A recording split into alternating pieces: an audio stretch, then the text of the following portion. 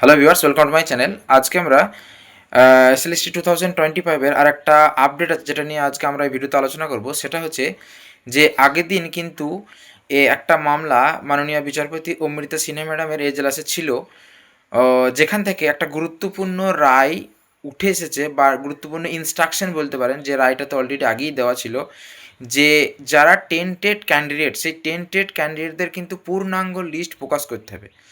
পূর্ণাঙ্গ লিস্ট প্রকাশ করতে হবে মানে সমস্ত ক্যান্ডিডেটদের ফুল ডিটেলস তো প্রথম কথা দিতেই হবে, এবং কিছু ক্যান্ডিডেটের নাম কিন্তু এখনও আসেনি, যেটা কিন্তু আগের দিন যে হেয়ারিংটা হয়েছে সেই হেয়ারিং কিন্তু কমপ্লিটভাবে যদি আপনারা শোনেন তাহলে কিন্তু বুঝতে পারবেন যে এখনও কিন্তু কিছু ক্যান্ডিডেটের নাম কিন্তু আসেনি, যেটা আগের দিন হিয়ারিংয়ের মাধ্যমে সেই সমস্ত নাম্বারটা কিন্তু উঠে এসেছে। সেটা বলতে মাননীয় আইনজীবী যেটা ছিলেন ফিরদৌস শামীম স্যার, তিনি কিন্তু একটা কথা বারবার উঠিয়েছেন যে 952 ক্যান্ডিডেটস কিন্তু ওএমআর ম্যানিপুলেশন যেটা ছিল, হ্যাঁ, ওএমআর ম্যানিপুলেশনের 952 ক্যান্ডিডেট যেটা ছিল, ওই 952 এর মধ্যে 808 ক্যান্ডিডেটের নাম কিন্তু ওই যে 1806 জনের যে অযোগ্যের তালিকা দেওয়া হয়েছে স্কুল সার্ভিস কমিশনের তরফ থেকে, সেখানে শুধুমাত্র 808 জনেরই কিন্তু নাম আছে। এবং এই ব্যাপারটা কিন্তু কমিশনের যিনি আইনজীবী ছিলেন সেদিন ওখানে কোর্টে প্রেজেন্ট ছিলেন, তিনিও কিন্তু ডাটাটা দেখে কিন্তু তিনিও সেটাই বললেন যে হ্যাঁ, 808 জনের কিন্তু নাম এই 1806 জনের লিস্টে আছে। বাকি যেটা আছে মানে যেটা সিবিআই তদন্ত সাপেক্ষে যে ডাটাটা দেওয়া হয়েছিল 952 টোটাল অযোগ্য ক্যান্ডিডেট মানে ওএমআর ম্যানিপুলেশনের জন্য, কিন্তু তার মধ্যে 808 জন মাত্র নিয়োগ পেয়েছে। এবং সেই যারা যারা নিয়োগ পেয়েছে মানে অযোগ্য বলতে তো যারা নিয়োগ পেয়েছে তাদেরকেই যেহেতু কমিশন অযোগ্য লিস্টে নিয়ে এসছে, কিন্তু যারা নিয়োগ পাননি এরকমও কিন্তু কিছু ক্যান্ডিডেট আছে যাদের কিন্তু ওই সিবিআইয়ের লিস্টে ছিল যে এই নাম কিন্তু ওএমআর ম্যানিপুলেশন করেছে, যে নাম্বারটা হচ্ছে 952। কিন্তু যে সমস্ত ক্যান্ডিডেট ওই 952 এর মধ্যে নিয়োগ পেয়েছে তারাই তো অযোগ্য হিসাবে মানে মানে নাম প্রকাশ করেছে কমিশন, সেটা হচ্ছে 808 জনের, 808। তাহলে বাকি ক্যান্ডিডেটদের নাম কোথায়? এবং বাকি ক্যান্ডিডেটরা কি নতুন ফ্রেশ রিক্রুটমেন্টে অংশগ্রহণ করেছেন বা কিছু, সেই নিয়ে তো কিছু বুঝতে পারবে না, কারণ বাকি ক্যান্ডিডেটদের তো নামই এখন পাবলিক হয়নি, তাই না? তো সেইটাই ফিরদৌস শামীম স্যারের এখানে মানে আর্গুমেন্ট ছিল যে এখানে যে বাকি যে ক্যান্ডিডেটগুলো আছে তাদের কিন্তু লিস্ট তাড়াতাড়ি পাবলিশ করতে হবে, কারণ না হলে তারা সেই সমস্ত ক্যান্ডিডেটগুলো বর্তমানে কী পজিশনে আছে, কোথায় কোনো এই ফ্রেশ রিক্রুটমেন্টে অ্যাপ্লাই করেছে কি না, তো যেহেতু তাদেরকেও তো টেন্টেড হিসাবেই ধরা হবে, তাই না? তাকে ওয়েমার ম্যানিপুলেশনে তাদেরও নাম আছে। তো সেইটা কিন্তু কমিশনের আইনজীবীও কিন্তু সেটা মানে মেনে নিয়েছেন যে হ্যাঁ, 808 জনের এখানে নাম দেওয়া হয়েছে যারা এই অ্যাপয়েন্টমেন্ট পেয়েছিলেন। আর বাকি যে সমস্ত ক্যান্ডিডেট কিন্তু ওয়েমার ম্যানিপুলেশনের নাম আছে অ্যাপয়েন্টমেন্ট পাননি এমন, তো সেই সমস্ত বাকি ক্যান্ডিডেট যারা হচ্ছে মানে টোটাল সেটা 952, তাহলে বাকি 808 জন বাদে বাকিদের নাম কিন্তু প্রকাশ করার প্রক্রিয়া চলছে এবং সেটা খুব শীঘ্রই প্রকাশ হবে বলে তিনি কিন্তু কমিশনের আইনজীবী কিন্তু সেটা বলেছেন।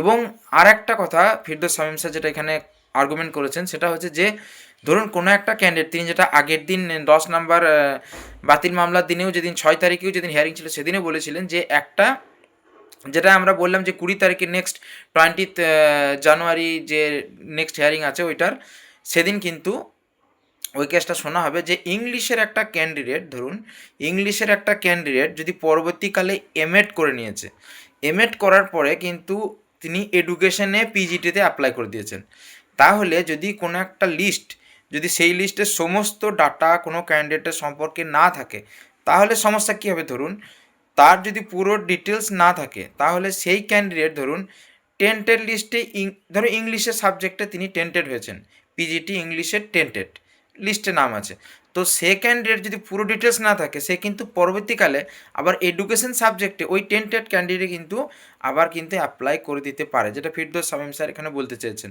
তিনি কিন্তু আবার পিজিটি এডুকেশনে কিন্তু অ্যাপ্লাই করে দিই, কারণ কিন্তু পিজিটি মানে ফুল ডিটেলস ধরুন না থাকে যদি, মানে তাহলে তাকে যদি আইডেন্টিফাই করতে না পারা যায় তাহলে তিনি কিন্তু ইংলিশে যদিও তিনি টেন্টেড পিজিটিতে, তখন কিন্তু তিনি আবার এডুকেশানে গিয়ে কিন্তু পিজিটি হিসাবে ফ্রেশ রিক্রুটমেন্টে কিন্তু আবার অ্যাপ্লাই করে দিতে পারেন এবং ইন্টারভিউ ডাকও পেয়ে যেতে পারেন।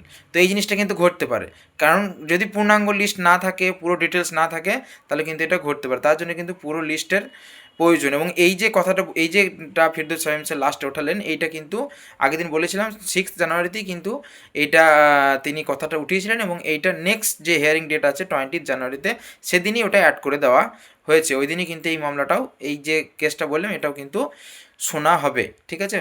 তো এইটার জন্যে এবং এইটার বেসিসে তিনি কিন্তু বারবার, মানে মাননীয় বিচারপতি অমৃতা সিনহা ম্যাডাম কিন্তু বারবার বলতে চেয়েছেন যে পূর্ণাঙ্গ লিস্ট, একদম ফুল ডিটেলস, শুধুমাত্র মানে এবারে যে লিস্ট দিয়েছে একটু হয়তো আপডেট করা হয়েছে, কিন্তু আরও আপডেট করে সমস্ত ডিটেলস কিন্তু দিয়ে কিন্তু লিস্ট পাবলিশ করতে হবে। এবং 1806 জনের বাইরে, যেটা বললাম যে 808 আর 952 যে হয়ে আছে ওইটার কিন্তু ওইগুলো সমস্ত কিন্তু ইনক্লুড করে নতুন লিস্ট কিন্তু পাবলিশ করতে হবে। এটা কিন্তু তিনি রায় দিয়েছেন। আর একটা কথা যেটা বলতে চাইছেন যে, এবং এই রায়ের ব্যাপারে কিন্তু আজকের যে newspaper, Bangla newspaper Anandabazar পত্রিকাতেও কিন্তু এই ব্যাপারে একটা আপনার খবর এসেছে যে পূর্ণাঙ্গ লিস্ট প্রকাশ করার কিন্তু রায় কিন্তু মাননীয় বিচারপতি অমৃতা সিনহা ম্যাডামের তরফ থেকে দেওয়া হয়েছে। তাছাড়া আর একটা যেটা, যে রেকমেন্ডেশন যা দেওয়া হয়েছে, যদি ওটা একটা কিন্তু হয়েছে যে রেকমেন্ডেশন যা দেওয়া হয়েছে তার থেকে হয়তো এক্সেসিভ কিছু রিক্রুটমেন্ট হয়েছে, মানে রিক্রুটমেন্ট যেটা হয়েছে এবং রিকমেন্ডেশন যেটা দেওয়া হয়েছিল স্কুল সার্ভিস কমিশনের তরফ থেকে মধ্যশিক্ষা পর্ষদকে, সেই দুটোর মধ্যে কিন্তু মিসম্যাচ করছে। তো এই দুটোর মধ্যে একটা মিসম্যাচ করছে, সেইটার ডাটাটাও কিন্তু নিয়ে কিন্তু আগের দিন কোর্টে হিয়ারিং হয়েছে। তো সেই নিয়েও কিন্তু একটা সংশয় আছে যে যে পরিমাণ রিকমেন্ডেশন দেওয়া হয়েছে আর যে পরিমাণ রিক্রুটমেন্ট হয়েছে, অ্যাপয়েন্টমেন্ট দেওয়া হয়েছে, এই দুটোর মধ্যে কিন্তু নাম্বারের মিসম্যাচ করছে। তো এটাও কিন্তু একটা সমস্যা লেগে আছে। যাই হোক, সমস্ত কিছু নিয়ে কিন্তু আবার নতুন কিন্তু একটা পূর্ণাঙ্গ লিস্ট কিন্তু প্রকাশ করার জন্যে মাননীয় বিচারপতি অমৃতা সিনহা ম্যাডাম কিন্তু এটা কিন্তু একটা রায় দিয়েছেন। এবং এখন যেহেতু তিনি বলতে চাইছেন অনেকটা আপনাদের কাছে সময় আছে, আপনারা সময় নেন এবং পূর্ণাঙ্গ লিস্ট কিন্তু প্রকাশ করুন। গ্রুপ সি, গ্রুপ ডির যেটা,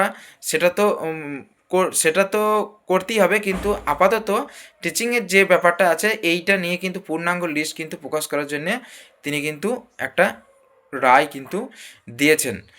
তো এইটাই জানানোর ছিল। তো আজকে ভিডিও অবধি, ধন্যবাদ।